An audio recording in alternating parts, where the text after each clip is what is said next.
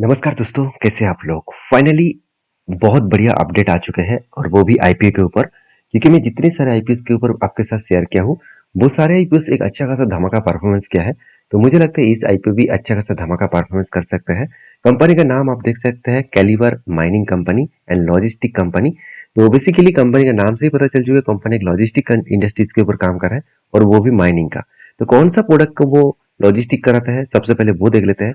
Company का business के हिसाब से देखा है तो कंपनी कोल के ऊपर, क्योंकि कंपनी यहाँ पे बता रही है कि कोल लॉजिस्टिक के ऊपर काम कर रहा है। कोल मतलब कोयला। जैसे इंडिया के सबसे बड़े कोल माइनिंग कंपनी है कोल इंडिया। तो कोल इंडिया के बेसिस में देखा जाए तो उसका कोयला जब वो माइनिंग करते हैं तो उसको एक जगह से दूसरी जगह ले जाने के लिए किसी ना किसी कंपनी का जरूरत पड़ता है। तो जो caliber mining company, mining and logistic company है, वो इस काम को करते हैं। तो कंपनी का एंड टू एंड सॉल्यूशन के हिसाब से company coal mining and logistic के ऊपर ही काम कर रहा है। तो कंपनी स्टार्ट हुआ था 2014 में।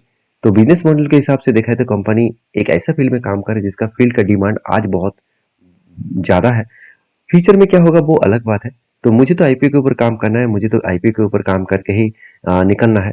तो उस हिसाब से मैं सोचूंगा, उस हिसाब से मुझे अभी कंपनी बेस्ट लग रहा है। उसके पीछे रीजन मैं बताऊंगा।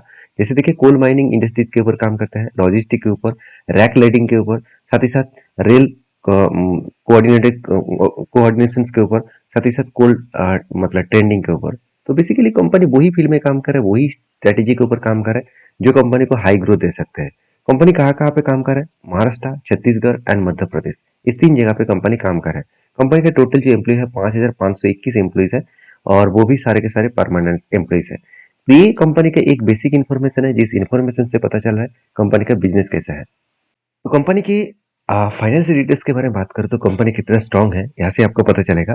कंपनी बता रही है कि कंपनी के जो रेवेन्यूज है वो इंक्रीज हुआ है लास्ट ईयर में 17% और प्रॉफिट आफ्टर टैक्सेस इंक्रीज हुआ है 20%। तो एक बढ़िया परफॉर्मेंस कंपनी क्या है?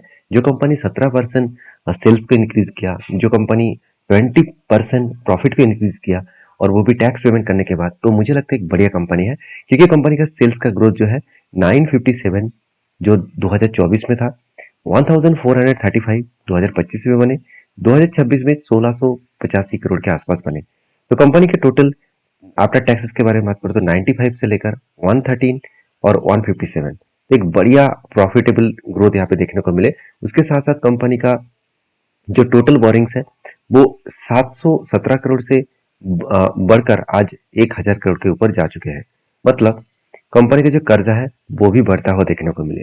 तो ओवरऑल बात करूं, कंपनी की इनकम भी बढ़ी, सेल्स भी बढ़े और कर्जा भी बढ़ा। तो कर्जा के परसेंटेज कितना है, चलो वो भी एक बार देख लेते हैं।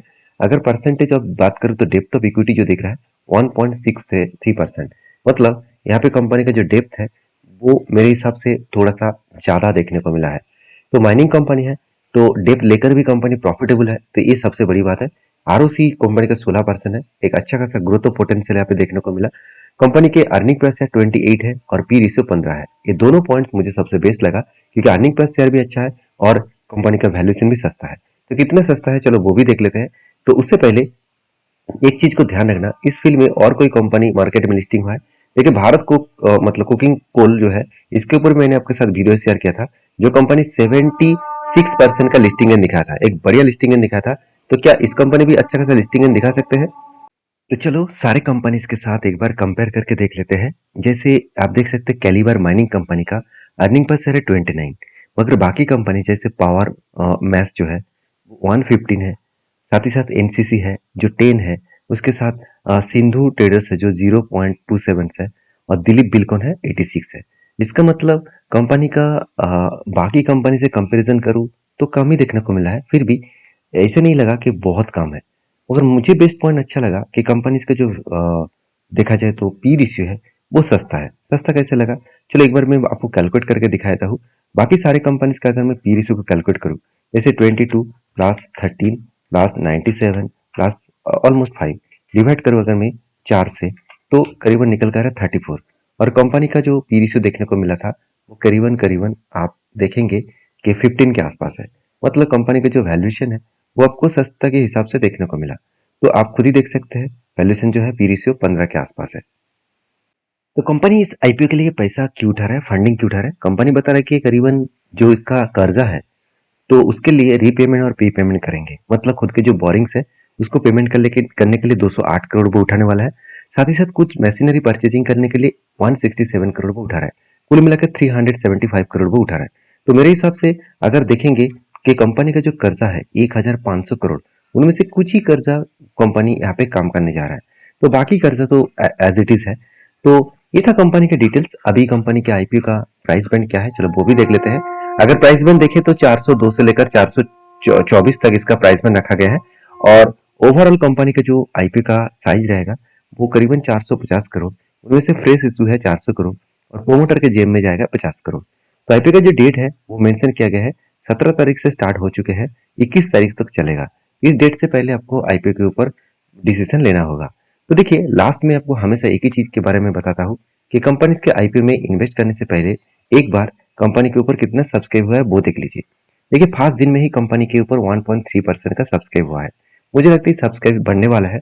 ऐसे में मैं क्यों बता रहा हूँ, क्योंकि अगर कंपनी का ग्रे मार्केट प्रीमियम देखेंगे तो कंपनी का ग्रे मार्केट प्रीमियम देखने को मिला है 27% के आसपास। तो जो पहले स्टार्टिंग हुआ था 18%, वो बढ़कर हो चुके हैं 27% के आसपास। तो एक अच्छा खासा धमाका परफॉर्मेंस कर सकते हैं। बाकी आपकी क्या राय है जरूर कमेंट्स करना, और मेरे ओपिनियन आपको कमेंट सेक्शन में मिल जाएगा। मुझे कमेंट्स करके सिर्फ आईपीओ लिखिए, मैं नेक्स्ट वीडियो आपके साथ शेयर करूंगा। इसी तरीके से वीडियो पाने के लिए चैनल को फॉलो करना। Thank you.